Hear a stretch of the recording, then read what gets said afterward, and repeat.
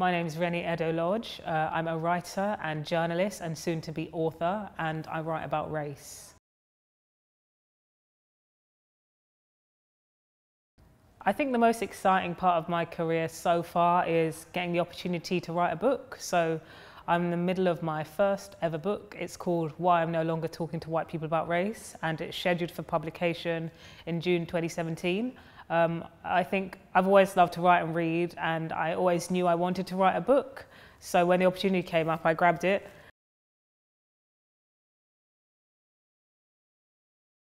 I remember being really, really young and saying to my mum, oh, you know, when am I going to turn white? Because I see all of the villains and whatnot are black, and so black must be bad. And it's taken me a lifetime to be able to really unlearn those racist stereotyping. And so I think that what being black means to me is being myself, being free to be able to, you know, pursue whatever I want to do. And what I like to do is deconstruct those power dynamics that, you know, make such a big deal out of blackness and the anxiety and fear.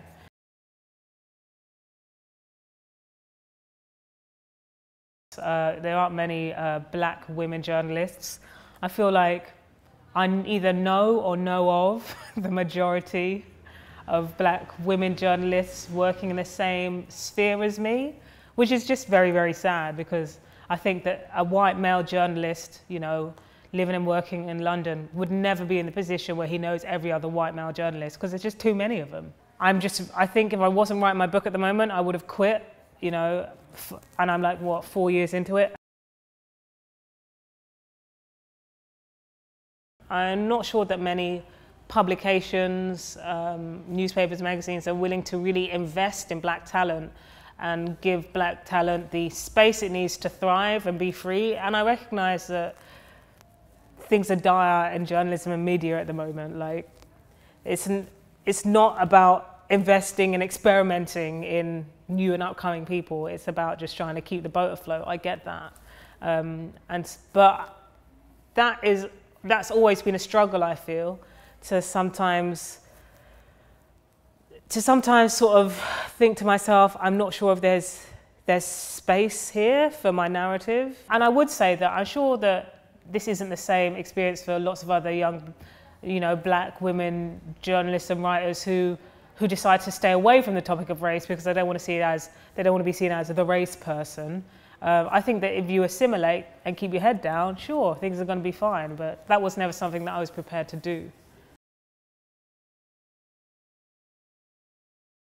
Thinking critically is so important to this work. And that doesn't necessarily mean, you know, being original every time, because that's almost impossible. Nothing is original, but always think critically about things. You know, how can you put your own spin on this? I think especially with, you know, writing about race and gender and feminism, a lot of the online conversation is dominated by US stuff, like stuff going on in America. If you're in Britain, put the work in to find those black British stories, do. It's harder work. You're not going to be able to find it on Tumblr, but it's actually so much more useful and rewarding to your work and to ground it in the place that you live. Because I really, really feel like Britain needs a power analysis of race in this country. And we have not had that for a really long time. All we have is like a wishy-washy consensus that, oh, racism is bad, and that some people don't have a racist bone in their body, and other people are really bad and mean and evil.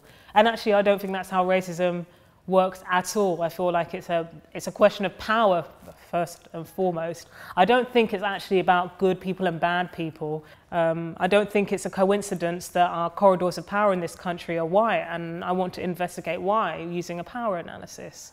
And until we, you know, really have this conversation publicly and not one, you know, sort of like hindered by like defensive positions, I'm not sure that we can ever really get to grips and get to terms with race and racism.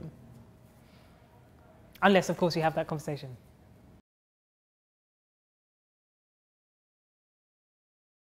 Black girls and women who are creating amazing things that loads of people can connect to. I think the magic in particular is about people really seeing people being able to really strongly resonate with what you're doing and feel represented. I feel really lucky to be able to put things into words that other people have been searching for the words for and have never found them. I think that's so amazing, and that's the way I felt when I was reading and coming across things that I was like, yes, this is it. Like, this is a game-changing text in my life.